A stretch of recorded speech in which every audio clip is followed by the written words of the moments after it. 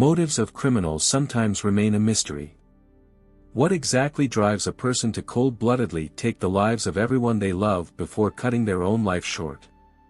And why does someone remain alive in the process? On April 22, 2024, at 9:35 a.m., a 10-year-old boy called the Oklahoma City Police Department.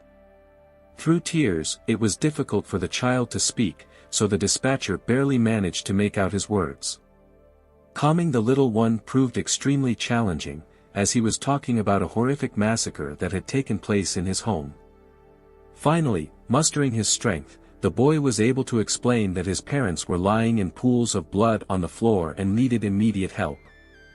The child provided the address, and crews were immediately dispatched to the scene to ascertain the circumstances. The police officers had no idea how many bloody bodies were actually waiting for them in this ominous house. The main character of this horrifying story was 42-year-old Jonathon Candy, an engineer at a professional basketball center where the Oklahoma City team trained. The man was responsible for maintaining the equipment. He had dedicated 10 years of his career, first to the sports field and then to the technical sphere, ensuring the well-being of all his loved ones. At the time of the tragedy, John had been married to 39-year-old Lindsey Candy for a decade. The couple lived in the small town of Yukon, Oklahoma, with a population barely exceeding 20,000 residents. It was a quiet and peaceful suburb of Oklahoma City. Over the years of their life together, the couple had 4 children, 18-year-old Dylan, 14-year-old Ethan, 12-year-old Lucas, and the youngest son, who had recently turned 10.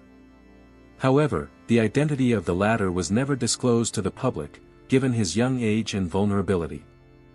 In the spring of 2024, the youngest had to endure extremely traumatic events that left an indelible imprint on his entire life. To everyone around them, the Candy family served as a role model, the embodiment of the ideal of a close-knit American family that had built a full-fledged component of society and raised children in one of the calmest and most picturesque suburbs of the state. At the time of the tragedy, Ethan and Lucas were in 9th and 6th grade, respectively. The eldest son, Dylan, had already graduated from high school in 2023 and was preparing to start his adult life. First and foremost, he planned to continue his education and enroll in college. Not wanting to be a burden on his parents, the young man had already found a job. At the same time, Dylan had applied to several educational institutions. No member of the Candy family suffered from any mental disorders. The children grew up calmly, no one ran away from home. The parents were not conflictive and gave their children freedom of choice. All this allowed for creating a prosperous atmosphere of comfort in the home where the younger generation was growing up. The Candys seemed like a strong, friendly, and amiable family. They were regular customers at the local bakery, where they even starred in an advertisement as loyal patrons and shared their favorite dishes. John and Lindsey made every effort to help their children settle into the future and build a happy life. No one even suspected that something frightening was lurking behind all this, capable of turning into a real nightmare in reality. On the evening of Sunday, April 21, 2024, the whole family gathered together at home. The older children spent some time with friends but decided to return earlier to prepare for the school week and go to bed on time. It seemed like an ordinary Sunday evening for the Candy family, with nothing foreboding the shocking events to come. After dinner, John sent the children to bed. Each child had their own room on the second floor. When the boys and girls dispersed to their bedrooms, they heard John and Lindsey arguing in the living room on the first floor. It was difficult to discern the reason for the dispute, but it is known for certain that during this conflict, John completely lost his mind. The situation was escalating, but no one thought it could be dangerous, so everyone peacefully went to bed. In the room of the eldest son, a fan was humming, which made it difficult for him to hear what was happening. Meanwhile, on the first floor, a real tragedy was unfolding, which claimed the lives of 5 people. But what actually happened in the house, and who is responsible for this gruesome crime? During a conversation with the only surviving family member, some details became known. After the crime was committed, the fire alarm went off. Forensic experts suggest that this happened due to the gunpowder gases that formed as a result of the shooting. The piercing sound of the alarm woke up the youngest, 10-year-old member of the Candy family. Confused and not understanding anything, he decided to leave his room to find out what had happened and why the fire alarm had gone off. Of course, the schoolboy was not at all prepared for the horrifying sight he was about to witness. Leaving his bedroom, the boy immediately noticed that the doors to his brother's rooms were wide open. Under normal circumstances, this would have seemed strange to him, but now the child simply decided that everyone had woken up from the alarm and left their bedrooms. Without entering them, the little one peered over the railing of the stairs leading to the first floor of the house. He saw that the light was on downstairs and called for his parents, but no one responded. Then the boy called for his brothers, but only the piercing wail of the alarm sounded in response. Hoping to figure out what was happening, the child dared to go down to the living room. And the first thing that caught his eye was the blood that had heavily spattered the walls and furniture. And in the middle of the room, on the floor, lay his father and mother, both in huge pools of blood, without any signs of life. John was sprawled right on top of Lindsey, with a gunshot wound to the head. Frightened and stunned by what he saw, the boy rushed to his dad, trying to bring him to his senses. The child had not yet realized the horror of what had actually happened. He saw the bullet holes and felt that the bodies were already cold, but refused to believe that they were gone. No matter how much the little one shook his father, he did not respond in any way. The mother also showed no signs of life. Not suspecting that he was the only one who survived this bloodbath, the boy desperately called for his brothers to help. The child simply fell to his knees and sobbed over the lifeless bodies of his parents. But later, coming to his senses, he realized that he needed to call the emergency services. So, mustering up the courage, he called the emergency dispatcher. After the call, the little one walked through his brother's rooms and found the same nightmarish scene everywhere. Everywhere there was blood, and nowhere was there any sign of life. That Monday morning, the police department in Oklahoma received a call from a 10-year-old boy. The child was begging for help, not fully understanding what had happened, but claiming that someone had shot his parents. Despite his young age and state of shock, the little one was able to orient himself and open the door for the arriving police officers. The law enforcement officers and paramedics themselves already understood that nothing could be done. Everyone was dead. And for at least several hours, judging by the degree of rigor mortis and the state of the blood on the floor. The parents and older brothers were officially pronounced dead right at the crime scene.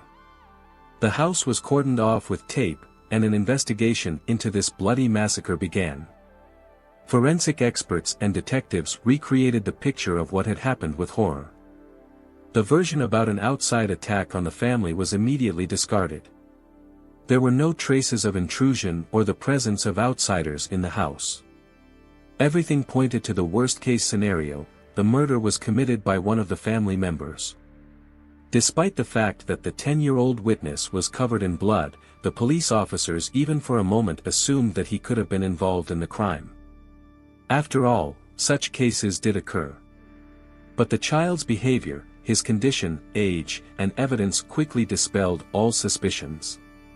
No traces of gunpowder gases were found on the boy's hands, and no fingerprints were found on the gun. Forensic experts carefully examined the windows and doors, looking for signs of a break-in. It was necessary to completely exclude the possibility of staging the crime. However, everything in the house remained in its place, nothing was broken, nothing was scattered, and no valuables were missing. They checked the footage from street surveillance cameras, but they only managed to capture the members of the Candy family, who had returned from the store in the evening. No one else entered or left the house until the police arrived. The boy said that he heard his parents arguing before he fell asleep. And since the weapon was found near the father's body, it became obvious that it was he who was behind this crime and had killed his family before taking his own life. Investigating the scene of the tragedy, the forensic experts became increasingly aware of how cruelly and cold-bloodedly 42-year-old John had acted. It remained unclear why he had killed his wife and children. The reason for the conflict could not be established. At least for now. After all, the police officers did not find any suicide notes in the house. It was necessary to analyze the data from the mobile phones and computers of all family members, which were immediately seized. This probably would have provided some new leads, but a full analysis required time. It also remained a mystery why a loving father and decent family man, having killed his children, preserved the life of his youngest son. The murder weapon was sent for examination. It was confirmed that all members of the Candy family, including John, who later voluntarily took his own life, were shot with this very pistol. Only the fingerprints of the head of the family were found on the grip, which finally dispelled any doubts about the involvement of outsiders in the attack. At the same time, no defensive wounds were found on any of the victims, not even on Lindsey. It seemed that John's aggression was completely unpredictable, spontaneous, and immediately spiraled out of control. No one simply had time to resist him or fight for their own lives. Like a ruthless maniac, he cold-bloodedly condemned his wife to death first.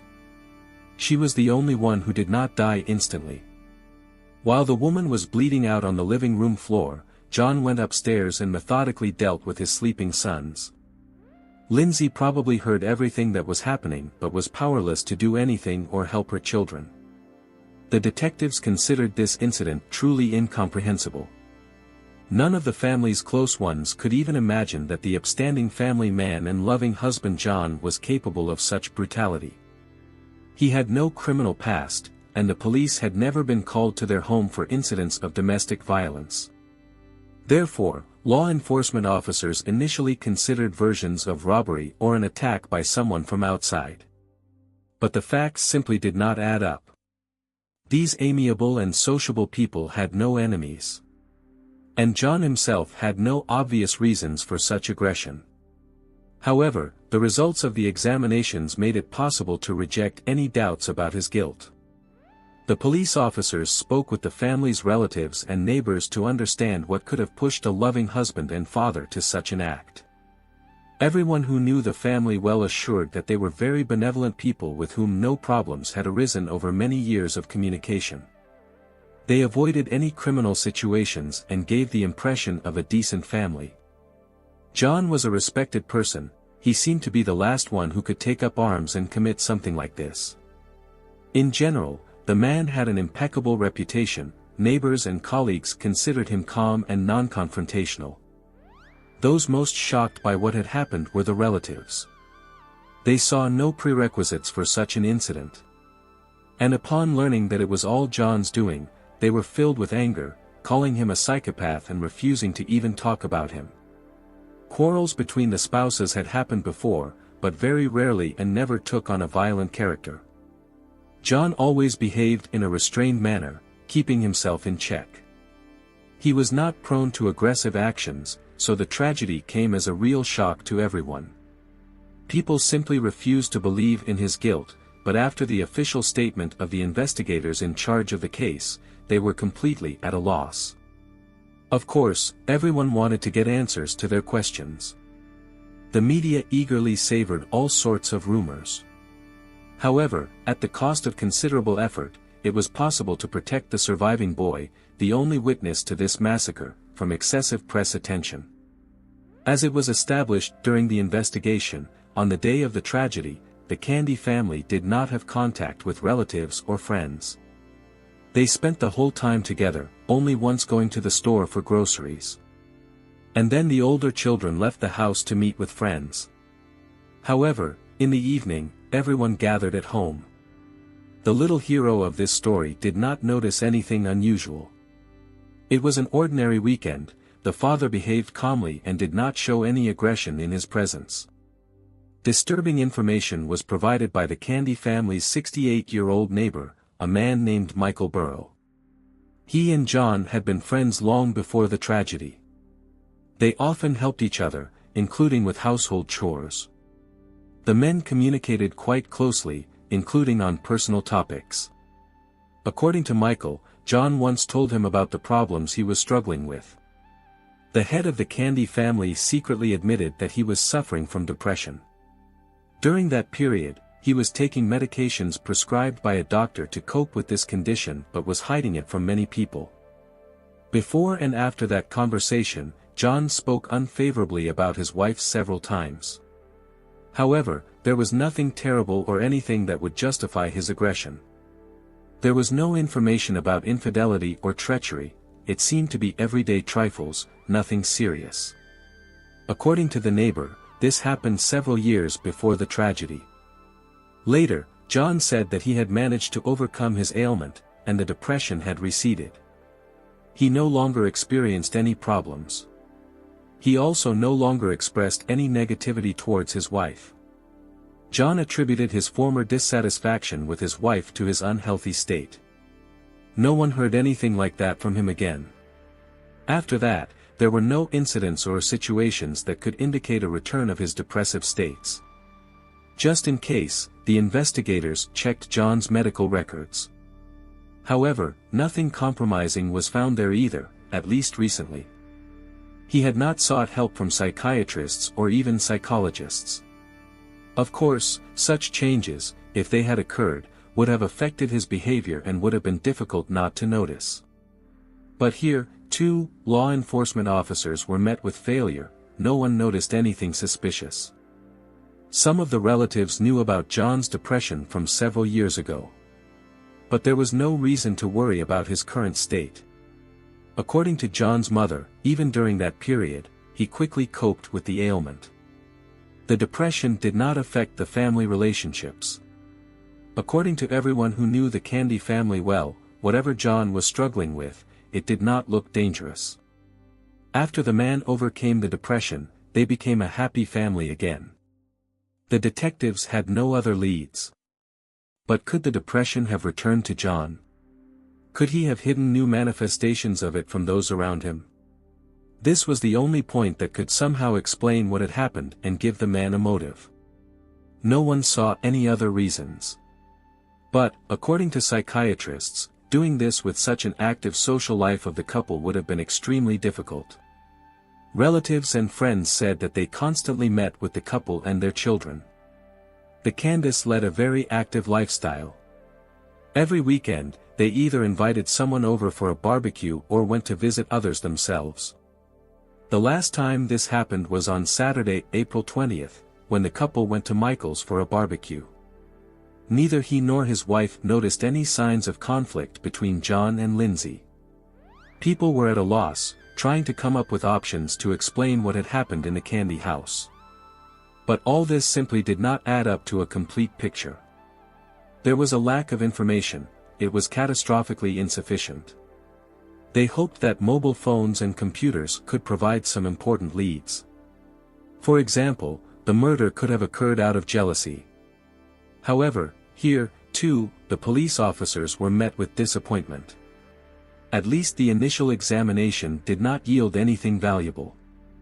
The husband and wife actively communicated on social networks with different people but exclusively as friends. No hints of affairs on the side were found in either spouse. The version about infidelity and its exposure had to be discarded, at least until the correspondence between John and Lindsey was fully analyzed. In search engines, they also made quite standard queries, nothing alarming. The most valuable witness for the police remained the 10-year-old boy, who, for some reason, avoided the fate of the rest of the family. He was taken away and handed over to relatives on his mother's side. During this period, many caring people wanted to help the child cope with the problems.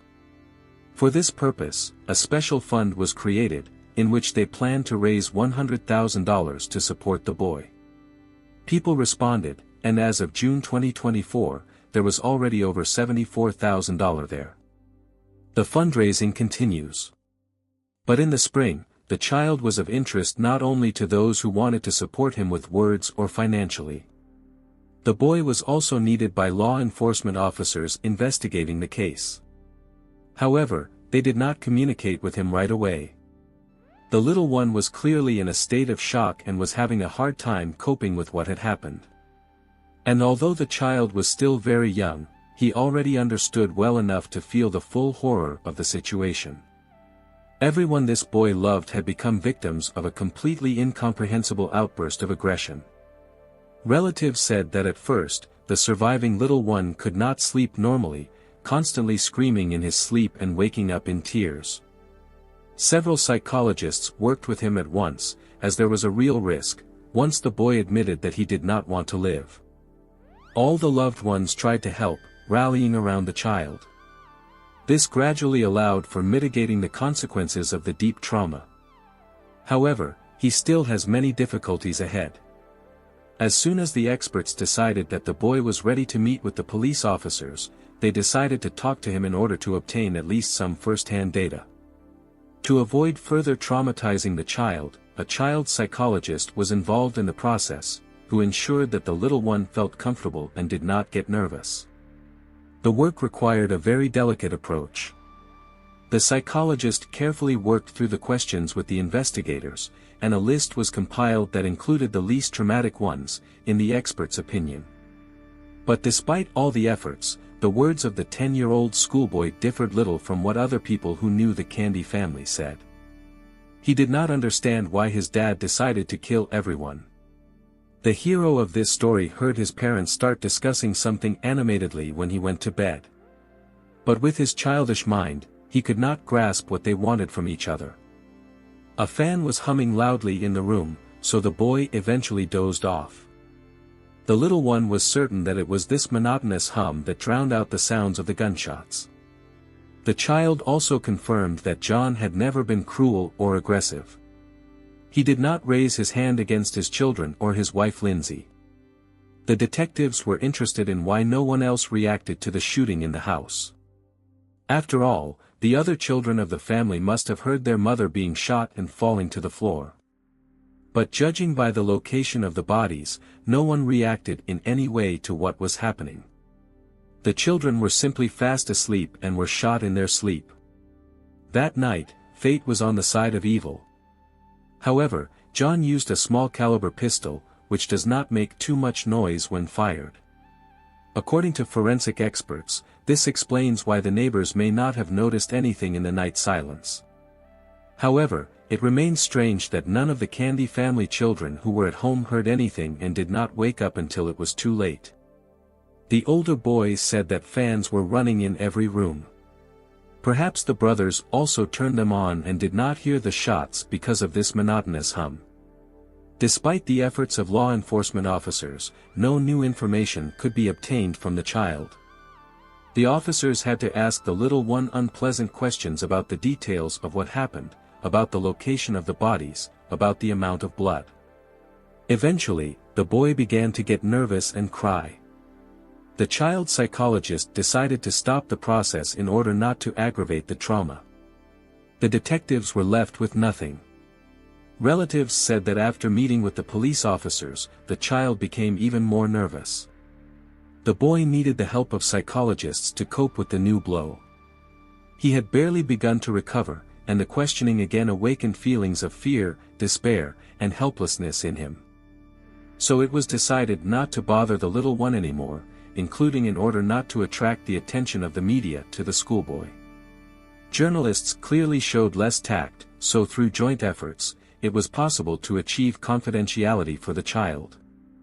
Despite all the efforts of the expert who was present during the police communication with the boy, it seemed that all this had an extremely negative impact on him. The child lived with his aunt, who was appointed as his official guardian during this period. It is assumed that after the necessary amount is raised in the fund, this money will be transferred to the woman. She will be able to use it to help her nephew cope with psychological problems. The boy still often experiences panic attacks, and sleep problems and nightmares do not go away, despite all the efforts of doctors. The aunt of the surviving child believes that the funds should be enough not only for rehabilitation. Later, he will be able to get an education and build his own life. Although, of course, all this is little consolation and will not help bring back his loved ones in any way. In any case, the boy will have to go through a long and difficult path of recovery. During this entire time, the child will be supported by all his close ones. In the end, the detectives managed to recreate an approximate picture of the tragedy that occurred. After the spouses' quarrel, the tension between them reached a peak, and the man grabbed a weapon. First, he shot his wife. Lindsey suffered a serious wound, fell to the floor, and was bleeding out. The woman quickly lost consciousness but was still alive. Unfortunately, this did not stop the criminal.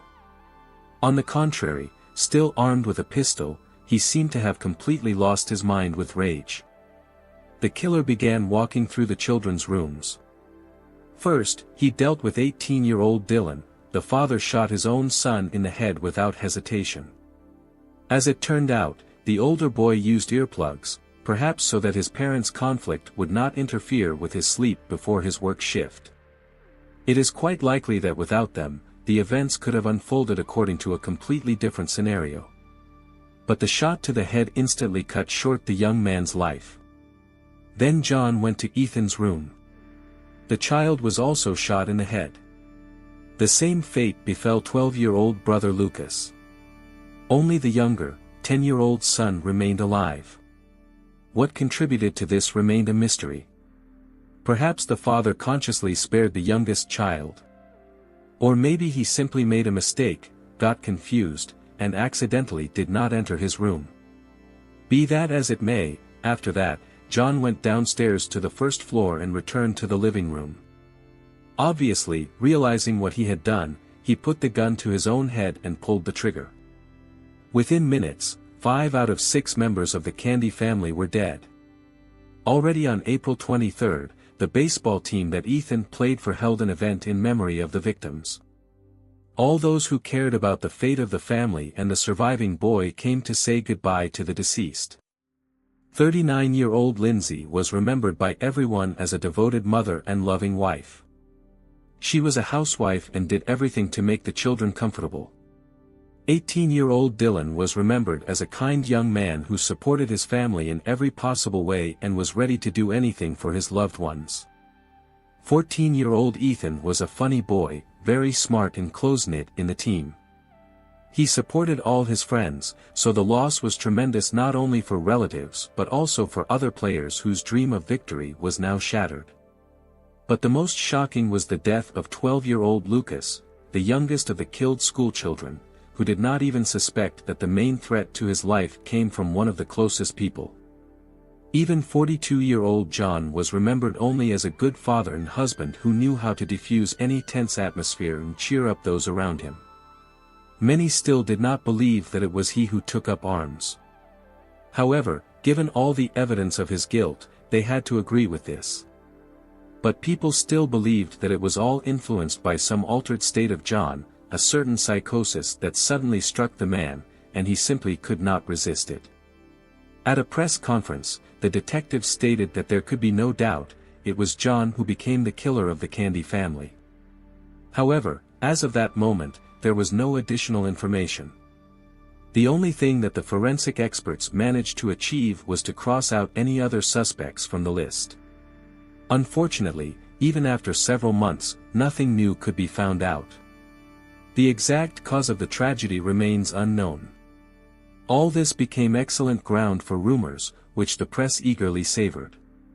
The boy who survived was forced to move with his new family, as interest in him grew, and no one wanted to take risks. He is still struggling with trauma. But, according to his aunt, the boy is a real fighter, and he will succeed. That's all for now. Please share your thoughts in the comments below. Give this video a thumbs up and be sure to subscribe to my channel so you don't miss any future content. Take care and goodbye.